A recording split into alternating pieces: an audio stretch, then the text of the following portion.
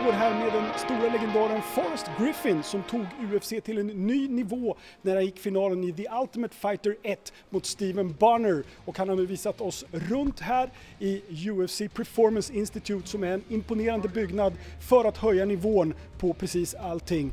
Forrest Griffin, we're going to start talk about your career. It was an epic event when you won the Ultimate Fighter 1. What do you remember today about it? Well, lots of ups and downs about my career in general, but no, that was kind of a defining moment for me. Obviously, winning the first Ultimate Fighter,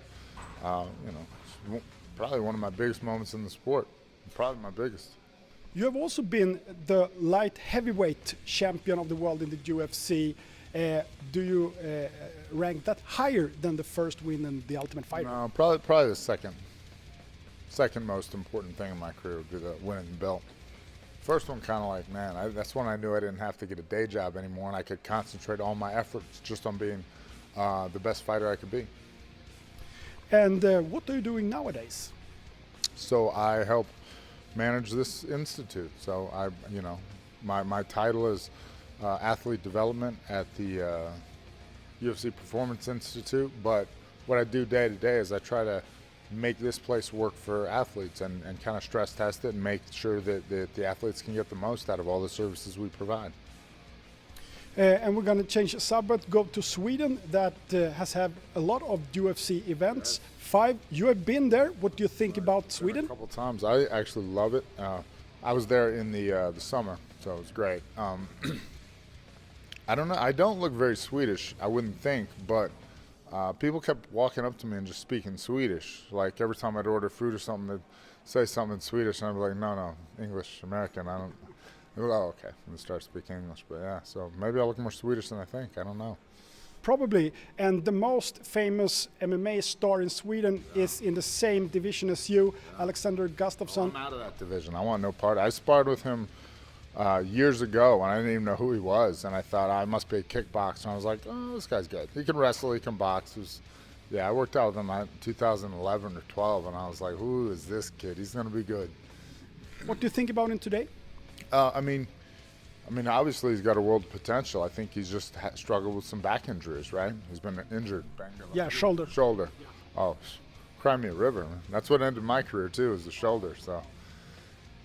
So what do you think? Do you think he has the potential to be champion in your division? Yeah, no, he's been close to being champion on 2 occasions, and I think people forget he's had 2 of the best title fights of all time, and 2 of the best fights at 205 of all time. His fight with DC was amazing. I love that fight. His fight with Jones was epic. So, he was close on the cusp a couple times.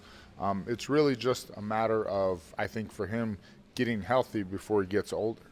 UFC taken many steps. There are so many stars, but I got to ask you, except for Forrest Griffin, who is the best competitor in the UFC of any weight, any time? Yeah, come on, there's so many good competitors. I think, the one that sticks out to me recently is just Eddie Alvarez and Justin Gaethje.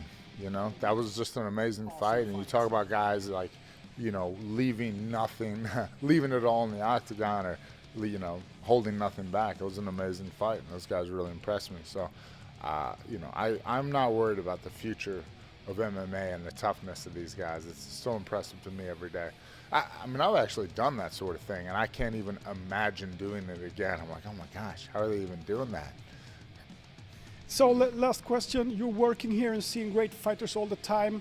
Who is the next level fighter we should wait to see to gonna race being a star in the future?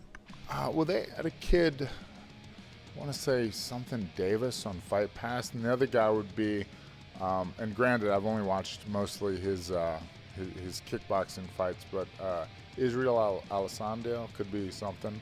Australian kid could be, something. Tyson Pedro looked really good. So for me, it's just, the last good fights I saw. And man, there's a couple guys with really good potential out and around there.